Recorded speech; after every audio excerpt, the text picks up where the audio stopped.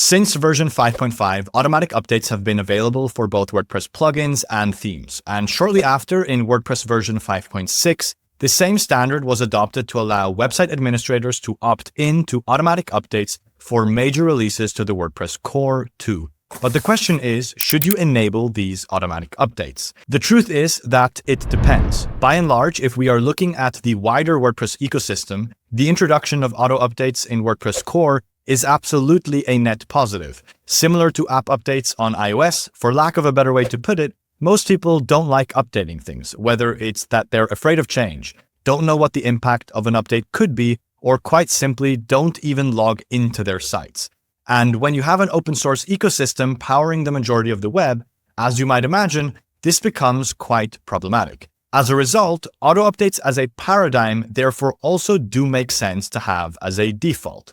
But that is not without some important caveats. The version of auto updates included in WordPress core, whereby you just update plugins and themes as soon as new versions become available, is only truly suitable for sites that would otherwise not have anyone who is capable of performing these updates. In other words, think of a smaller local business that paid an agency to build their site but decided not to pay them to host, support, or maintain it. In this case, enabling auto updates is a smart thing to do when the site is handed over, as without doing so, it's incredibly unlikely that the small business owner is going to find the time to perform any updates themselves, inevitably making the chances of any software installed on their site being exposed to vulnerabilities more likely.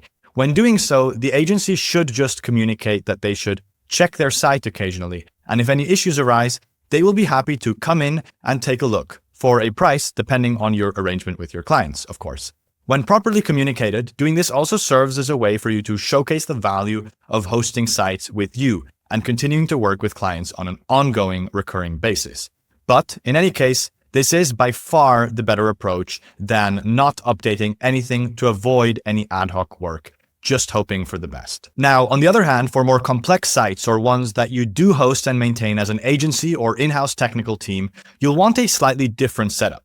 Since the site is being actively maintained in this case, as in it is someone's responsibility to be around and take some time out of their week to work on the site, this gives you some more options that are ultimately better. In short, don't automatically update everything. This approach is also strongly recommended if you have a site that is particularly high traffic and especially one that is dynamic. Think e-commerce store and so on.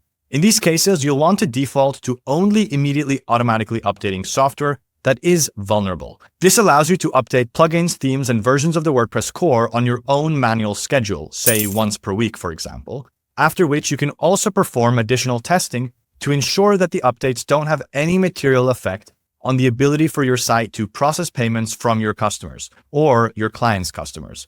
With PatchStack, configuring your site to update vulnerable-only software is incredibly easy to do. Once you've connected your site, simply head to the Software tab, and then you'll find the option to enable auto updates for, and can then toggle the vulnerable only option on, which, as you can conveniently also see in the dashboard here, is the recommended approach. It is important to note that this is not the only way PatchStack protects your sites. Updating vulnerable only plugins is great once developers have issued an update that patches the vulnerability in question. But using PatchStack also allows you to take advantage of virtual patching.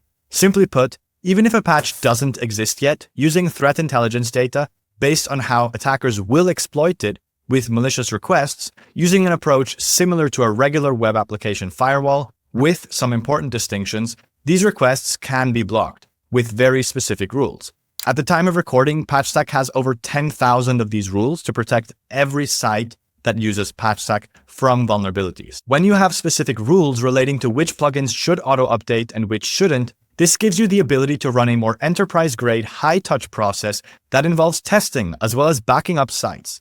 Let's say you choose Tuesday evening as the day of the week you run all of your updates for non-vulnerable plugins and themes, since the vulnerable ones will now be automatically taken care of for you by PatchStack. When the time comes and that calendar event pops up, you simply grab your cup of coffee and get ready to take backups before performing updates, and can then perform updates with the peace of mind that you have a very recent backup to restore to in the event that anything goes wrong. As a quick side note here, I should add that if you are updating plugins, themes, or the WordPress core on a site that is again complex or high traffic, in other words, more likely to run into problems, you may even benefit from performing the updates in a staging environment first to run some initial testing there before ultimately making those updates in production. So, to put things simply, you can't and shouldn't want to disable auto updates because the result of that is a site that will end up insecure, vulnerable, and hacked at some stage. At least a significantly higher chance that this will happen.